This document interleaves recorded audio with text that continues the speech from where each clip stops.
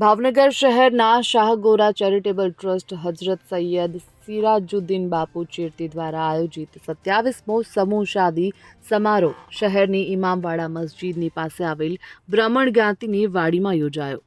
આ સમૂહ શાદીમાં 10 દુલ્હા દુલ્હનો નિકાહના પાક બંધનમાં બંધાયા હતા। સંસ્થા દ્વારા દુલ્હનોને ઘરવખરી તેમજ ચીજવસ્તુઓ અર્પણ કરવામાં આવી, જ્યારે ઉપસ્થિત આલિમ સાહેબો, મૌલાના સાહેબો તેમજ આગેવાનોએ દુલ્હા દુલ્હનો અને તેમના પરિવારજનોને શાદીની મુબારકબાદી પાઠવી હતી। આ કાર્યક્રમમાં આલિમ સાહેબો, સૈયદ સાદાતો, સમસ્ત મુસ્લિમ સમાજના આગેવાનો તેમજ ભાવનગર શહેર કોંગ્રેસ સમિતિના પ્રમુખ લાલભા ગોહિલ, ભાવનગરના મ્યુનિસિપલ વિપક્ષના નેતા જીતુભાઈ સોલંકી, કોંગ્રેસના પૂર્વ પ્રમુખ, તે ઉપરાંત પૂર્વ મેયર ઇકબાલભાઈ આરબ, રહીમભાઈ કુરેશી, રૂમીભાઈ શેખ, સાજિદ કાઝી, તે ઉપરાંતના અન્ય કાર્યકરો અને આગેવાનો ઉપસ્થિત રહ્યા હતા। Bureau report, Gujarat fight news.